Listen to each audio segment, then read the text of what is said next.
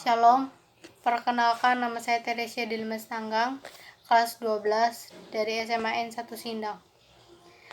Kali ini saya akan membacakan bacaan dari kitab suci beserta renungannya untuk pemenuhan tugas praktik agama kelas 12. Bacaan Injil Matius pasal 14 ayat 22 sampai 36. Sesudah itu, Yesus segera memerintahkan murid-muridnya naik ke perahu dan mendahuluinya ke seberang. Sementara itu, ia menyuruh orang banyak pulang. Dan setelah orang banyak itu disuruhnya pulang, Yesus naik ke atas bukit untuk berdoa seorang diri. Ketika hari sudah malam, ia sendirian di situ. Perahu murid-muridnya sudah beberapa mil jauhnya dari pantai dan diombang-ambingkan gelombang karena angin sakal. Kira-kira jam 3 malam, datanglah Yesus kepada mereka berjalan di atas air. Ketika murid-muridnya melihat dia berjalan di atas air, mereka terkejut dan berseru, "Itu hantu!" Lalu berteriak-teriak karena takut. Tetapi segera Yesus berkata kepada mereka, "Tenanglah, aku ini, jangan takut." Lalu Petrus berseru dan menjawab dia, "Tuhan, apabila Engkau itu, suruhlah aku datang kepadamu berjalan di atas air." Kata Yesus, "Datanglah." Maka Petrus turun dari perahu dan berjalan di atas air mendapatkan Yesus. Tetapi ketika dirasanya tiupan angin, takutlah ia dan mulai tenggelam, lalu berteriak, "Tuhan, tolonglah aku." Segera Yesus mengulurkan tangannya, memegang dia dan berkata, "Hai orang yang kurang percaya, mengapa engkau bimbang?" Lalu mereka naik ke perahu, dan angin pun redalah. Dan orang-orang yang ada di perahu menyembah dia, katanya, "Sesungguhnya engkau anak Allah." Setibanya di seberang, mereka mendarat di Genesaret.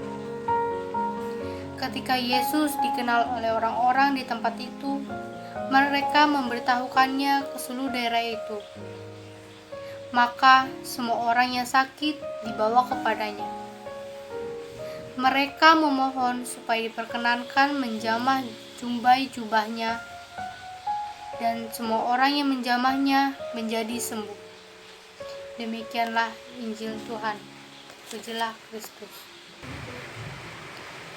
Menyaksikan Yesus yang berjalan di atas air telah menggerakkan Petrus untuk bertindak dalam iman. Petrus turun dari perahu dan berjalan di atas air untuk mendapatkan Yesus. Dia semakin jauh dari perahu yang menjamin keselamatannya. Tiba-tiba Petrus kelihatan kehilangan fokusnya pada Yesus yang memanggilnya untuk berjalan di atas air untuk mendapatinya. Ketika Yesus menolong Petrus, ia berkata, "Hai orang yang kurang percaya, mengapa engkau bimbang?" Dalam Matius 14 ayat 31. Sebenarnya kita tidak lebih hebat daripada Petrus. Apa yang kita lihat dalam diri Petrus, seringkali kita lihat juga dalam diri kita masing-masing. Seperti Petrus, kita seringkali mulai bertindak dengan penuh semangat untuk mengikuti jejak Kristus. Namun, dalam salah satu titik pada jalan yang kita tempuh bersama Tuhan, mata kita melihat sesuatu yang berada di luar diri Yesus dan kita pun luput melihat siapa sebenarnya Yesus itu.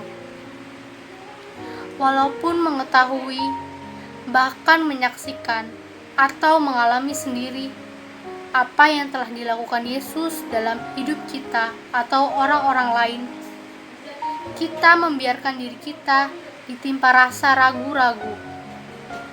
Kita lupa bahwa jika Tuhan memanggil kita, Dia menyediakan segalanya yang diperlukan guna menanggapi panggilannya itu. Percayalah bahwa yang mengundang kita untuk datang kepadanya dan mengatakan jangan takut adalah Kristus yang bangkit. Ia akan membebaskan, menyembuhkan, memperkuat diri kita dan menopang kita terus selagi kita berjalan di atas air kehidupan yang bergelombang akibat badai. Ini adalah janji yang akan terwujud dalam semua orang yang berjalan dalam iman.